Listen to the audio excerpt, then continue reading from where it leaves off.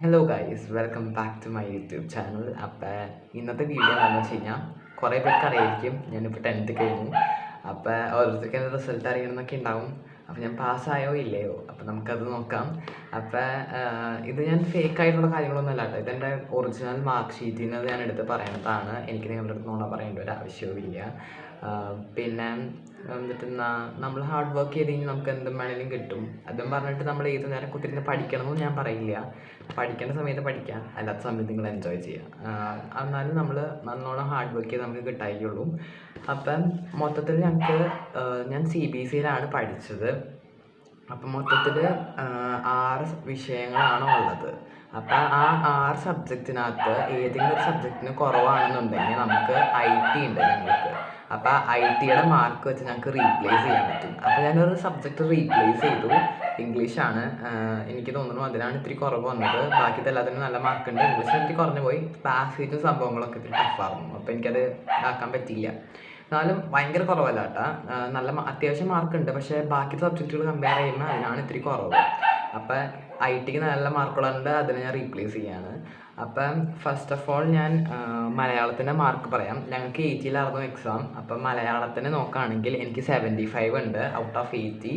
പിന്നെ internals out of 20-ലായിരുന്നു. എനിക്ക് മലയാളത്തിന് 20 ഔട്ട് ഓഫ് 20 ഇൻറ്റേർണൽസ് കിട്ടിയിട്ടുണ്ട്.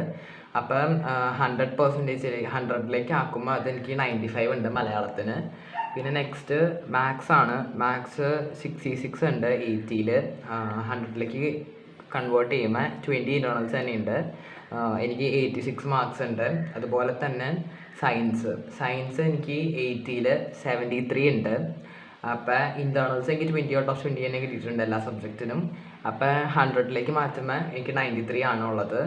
അതുപോലെ തന്നെ സോഷ്യൽ സയൻസ് എനിക്ക് 67 ഉണ്ട്. 20 ഇൻറ്റേർണൽസ് തന്നെ കിട്ടിയിട്ടുണ്ട്. 87 ആണ് 100ലേക്ക് ചേഞ്ച് ചെയ്യുമ്പോൾ. അതുപോലെ തന്നെ ITക്ക് എനിക്ക് ഔട്ട് ഓഫ് 50-ലായിരുന്നു. 50-ൽ തിയറിയും 50-ൽ പ്രാക്ടിക്കലും. 50-ൽ തിയറിക്ക് എനിക്ക് 43 മാർക്സ് കിട്ടി. പിന്നെ 50 പ്രാക്ടിക്കലിലും കിട്ടി, നന്നായിട്ട് ചെയ്ത് കാരണം കൊണ്ട്. അപ്പോൾ 93. അപ്പോൾ മൊത്തത്തിൽ ഞാൻ ഇംഗ്ലീഷിൻ്റെ മാർക്ക് ഞാൻ പറഞ്ഞിട്ടില്ല. എനിക്ക് ഇംഗ്ലീഷിന് 60 ആണ് 80-ൽ. അത് 100ലേക്ക് കൺവേർട്ട് ചെയ്യുമ്പോൾ 80 ഉണ്ട്. 20 ഇൻറ്റേർണൽസും കൂടി കൂട്ടിയിട്ട്. അപ്പോൾ എൻ്റെ ഹയസ്റ്റ് മാർക്ക് 95 ആണ്. പിന്നെ ഞാൻ ITയുടെ മാർക്ക് 93 വെച്ചിട്ട് ഇംഗ്ലീഷിനെ റീപ്ലേസ് ചെയ്തു. അപ്പോൾ എനിക്ക് ടോട്ടൽ പെർസെൻറ്റേജ് വരണത് 90.8 ആണ്. അപ്പം ഞാൻ അതിന് ജസ്റ്റ് നമ്മളെന്താ റൗണ്ട് ഓഫ് ചെയ്തിട്ട് 91% എന്ന് പറയണം. അപ്പോൾ എൻ്റെ പെർസെൻറ്റേജ് എക്സാക്ട്ലി 91% ആണ്.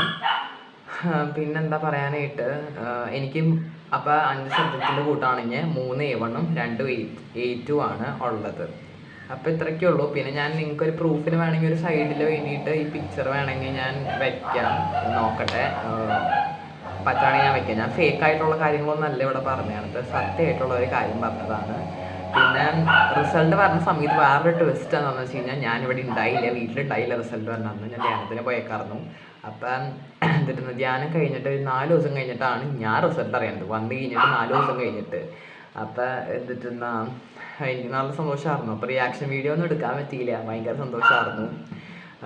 പിന്നെ എനിക്ക് മെയിൻലി ഇംഗ്ലീഷും സോഷ്യലായിരുന്നു ഇത്തിരി ബുദ്ധിമുട്ടായി വന്നത്. പക്ഷേ സോഷ്യലിൽ നല്ല മാർക്ക് അത്യാവശ്യം കയറി. പക്ഷേ ഇംഗ്ലീഷിന് ഇത്തിരി പ്രശ്നം വന്നു. എന്നാലും കുഴപ്പമില്ല.